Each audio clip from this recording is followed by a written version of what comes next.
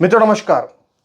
मित्रों, बांग्लादेश में अब वही शुरू हो चुका है जिसका अंदेशा मैंने आपसे पहले ही जता दिया था। मैंने आपसे यह कहा था कि बांग्लादेश में पहले हिंदुओं को मारा जाएगा और इसके बाद फिर बांग्लादेश के मुसलमान आपस में लड़ेंगे, आपस में एक दूसरे को मारेंगे। मित्रों, जिहाद का जो सबसे बड़ा उसूल यही है कि जो बड़ी मछली होती है वो छोटी मछली को खा जाती है, और यही यहां पर इस वक्त हम देख रहे हैं। क्योंकि इस वक्त बांग्लादेश के अंदर जमाते इस्लामी का कठपुतली, पाकिस्तान का कठपुतली, अमेरिका का कठपुतली मोहम्मद यूनुस सत्ता आसीन हो चुका है, सत्ता में बैठ चुका है। और वो उसके साथ में जो है बांग्लादेश के जो छात्र नेता हैं, जो कि दरअसल जमाते इस्लामी की कठपुतलियां हैं, जो कि आप देखिए जिस तरह के वहां पे नारे सामने आ रहे हैं, वहां जो विरोध प्रदर्शन हो रहे हैं, जिसको कि ये लोग कह रहे थे कि बहुत बड़ी क्रांति हो गई है, उस क्रांति में वहां पे नारे क्या लग रहे हैं? नारे तकबीर, अल्लाह अकबर। वहां पे यही कट्टरपंथी नारे लग रहे हैं और कहा जा रहा है साहब कि हम नया बांग्लादेश बना रहे हैं। कहा जा रहा है कि हम तो एक बहुत बड़ा नया बांग्लादेश बना रहे हैं, ग्रेटर बांग्लादेश बनाने जा रहे हैं। मित्रों, बांग्लादेश के अंदर एक जिला है लक्ष्मीपुर सदर, और लक्ष्मीपुर सदर के अंदर एक ऐसी वारदात हुई है जिसने कि बांग्लादेश के भविष्य का इतिहास, जो बांग्लादेश के भविष्य है उसका संकेत दे दिया है, बांग्लादेश के भविष्य के बारे में बता दिया है। मित्रों, आपको बताऊं मैं कि यहां पे लक्ष्मीपुर सदर में बिलाल हुसैन नाम का एक व्यक्ति, जो कि बांग्लादेश नेशनलिस्ट पार्टी जो है वहां की बीएनपी है, जो कि खालिदा जिया की पार्टी है, उसका नेता था, जो कि अपने घर में आराम से रह रहा था। उस खालिद जो बिलाल हुसैन था, उसकी 3 लड़कियां थी, उसकी पत्नी उसी घर में मौजूद थी। पत्नी का नाम उसकी हाजरा था, साइमा, आयशा, इस तरह की उसकी 3 बेटियां थी। किसी की उम्र 7 साल थी, किसी की उम्र 14 साल थी, किसी की उम्र 12 साल थी।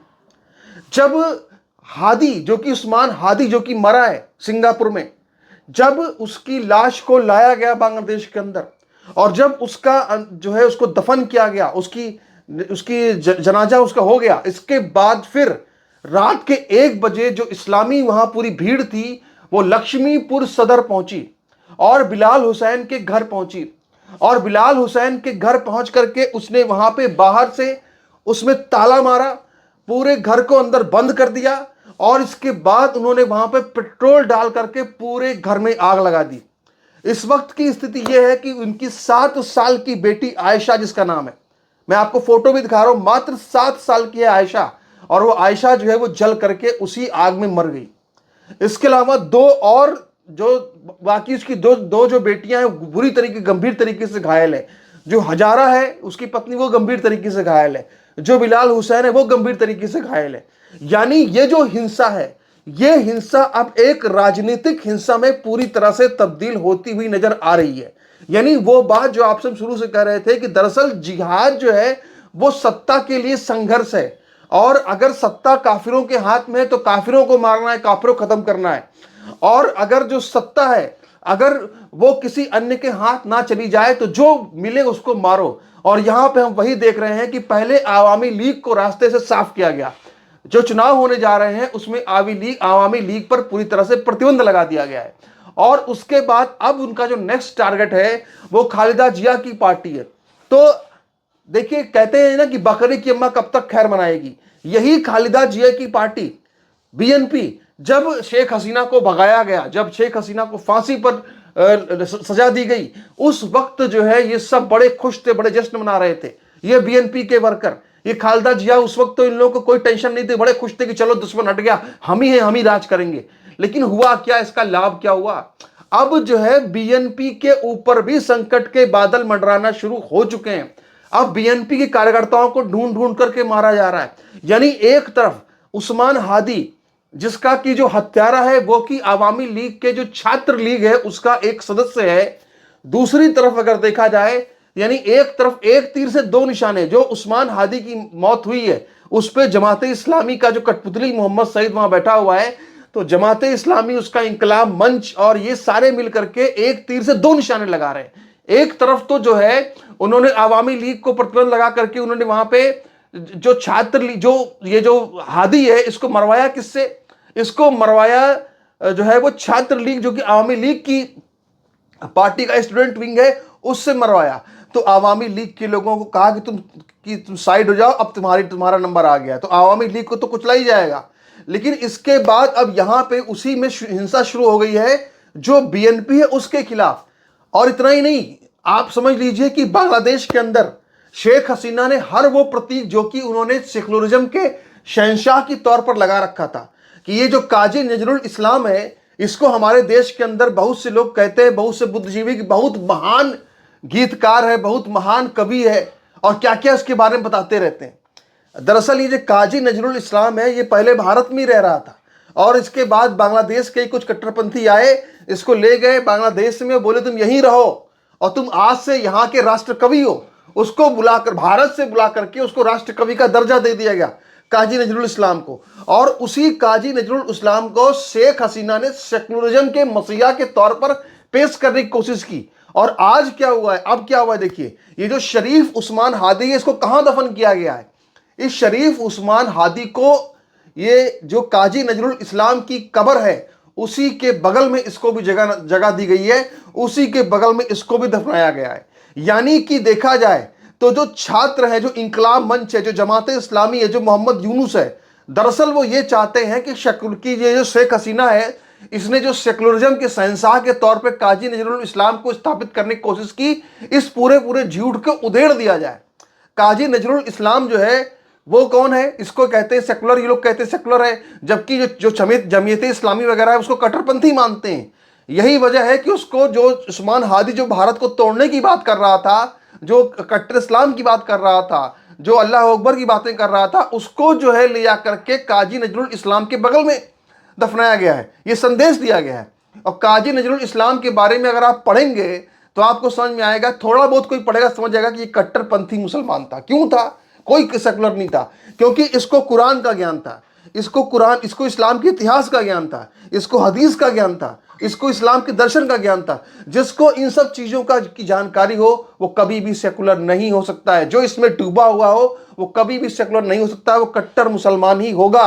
और सबसे बड़ी बात क्या है कि इसकी आखिरी इच्छा क्या थी, इस काजी नजरुल इस्लाम की आखिरी इच्छा ये थी कि इसको ढाका विश्वविद्यालय के पास जो केंद्रीय मस्जिद है उसके बगल में दफन किया जाए, ताकि इसके कानों में जो नमाज पढ़ी जाती है उसकी आवाज आती रहे मरने के बाद भी। और इसी की इच्छा के अनुरूप इसको मस्जिद के बगल में दफनाया गया था, और उसी के बगल में अब जो है ये शरीफ उस्मान हादी को दफनाया गया है। यानी कुल मिलाकर के बिल्कुल पिक्चर क्लियर है कि हमारे सबके सामने एक झूठ का तिलिस्म गढ़ा जाता है कि काजी नजरुल इस्लाम के बारे में साहब बहुत सेकुलर इंसान था, और उसका सच जो है वो भी सामने आ रहा है, क्योंकि अब लोग पढ़ रहे हैं उसके बारे में, लोग जानेंगे तो लोग बोलेंगे भाई सच क्या है। तो ये जो काजी नजरुल इस्लाम था ये काजी था। और काजी कौन होता है? काजी वही मुअज्जिन होता है जो कि नमाज पढ़ता है, नमाज की अजान देता है। आप बताइए, जो नमाज की अजान देता हो, काजी हो, वो सेकुलर कैसे हो सकता है? कोई इसको मान ही नहीं सकता कि वो सेकुलर हो सकता है। लेकिन इसको भी यहां पे इस तरह से पेश किया गया। तो सारे प्रतीक जो बना रखे थे शेख हसीना ने, उस सारे प्रतीकों को ये छात्र जो है ये लगातार ध्वस्त कर रहे हैं।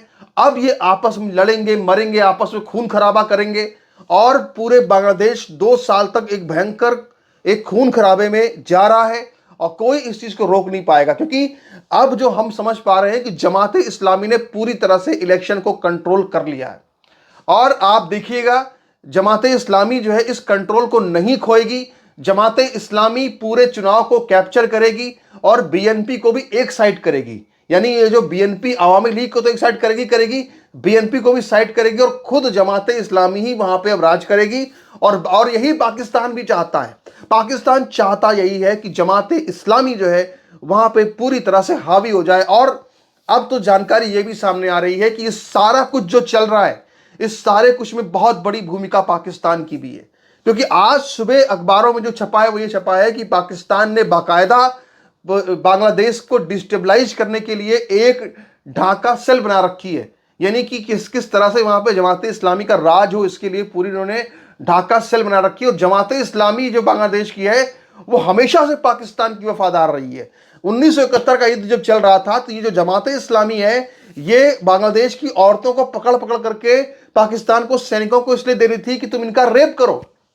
सोचिए किस तरह की मानसिकता है कि अपने जमीन की जो जिससे पैदा हुई जो बेटियां हैं उनको ये पाकिस्तानी जो पंजाब है वहां के जो जो सिपाही हैं, सैनिक हैं, उनको लाकर सौंप रहे थे कि तुम इनका रेप करो। ये जमाते इस्लामी की असलियत है, ये जमाते इस्लामी का सच है। लेकिन मुझे पता है इसके बाद भी जो जमाते इस्लामी के लोग हैं वो अब वहां पे बांग्लादेश की जनता की आवाज को सुनी नहीं जाएगी। हिंदू की तो छोड़ दो, अब तो मुसलमानों की आवाज वहां पे सुनी नहीं जाएगी, क्योंकि अब इनकी जो प्लानिंग है वो ये है कि जिस तरह से पाकिस्तान में पूरा हिंदुओं का सफाया किया गया, बिल्कुल उसी तरह से अब बांग्लादेश में पूरे तौर पे हिंदुओं का सफाया करने के लिए जमात इस्लामी वहां पर आएगा। और इस मौके पर अब भारत को एक पूरी पॉलिसी बनानी पड़ेगी कि आखिर भारत जो 1.5 करोड़ मुसलमान जो हिंदू रह रहा है बांग्लादेश के अंदर, आखिर उसको भारत कैसे बचाएगा। भारत को इसकी पूरी स्ट्रेटेजी अब बनानी पड़ेगी, क्योंकि अब इसका कोई विकल्प नहीं है। क्योंकि ये लोग इस तरह से धीरे धीरे करके हिंदुओं को वहां ऐसे तोड़ देंगे ना कि आप जो है देखते रह जाएंगे और धीरे धीरे वहां से हिंदू गायब हो जाएगा, या तो भागेगा या तो वहां पे कन्वर्ट होगा, या गालिब गालिब चालिब वहां पे चलेगा।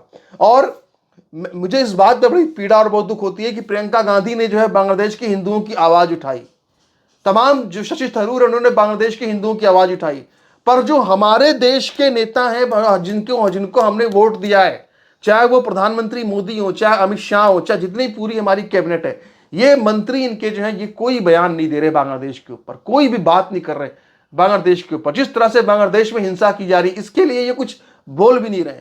हम कह रहे हैं अगर वो कुछ बोल नहीं रहे, कुछ करने जा रहे हैं तो अच्छी बात है, अगर कुछ तो उनको करना पड़ेगा, क्योंकि ये इस चीज को हम 1.5 करोड़ हिंदुओं को वहां पे हम बांग्लादेश के अंदर मरने के लिए नहीं छोड़ सकते। और इसके लिए जिम्मेदार कौन है? इसके लिए जिम्मेदार वही जोगेंद्र नाथ मंडल, जो कि वहां पे चला गया था, उसने आश्वासन दिया, जब बंटवारा हुआ कि तुम यहां रहो कोई दिक्कत नहीं है, बाद में समझ में आया कि भैया फिर भाग के यहां पे आया जोगेंद्र नाथ मंडल, और वहां उन लोगों को छोड़ गया जो वहां दलित बसे हुए। ये जो दीपू चंद्र दास की वहां मौत हुई है, ये भी दलित ही है, लेकिन चंद्रशेखर रावण जो कि यहां पे बड़ी बड़ी बातें करता है, उसने बांग्लादेश में हिंदुओं की हुई हत्या को अब वो कह रहा है कि साहब बांग्लादेश में हिंदू की हत्या हो रही है, अल्पसंख्यक की हत्या हो रही है, उसको उसने यही नहीं कहा कि दलित की हत्या हो रही है अब चंद्रशेखर रावण ने। ये उसका दोगलापन है, इसको समझिए। नमस्कार।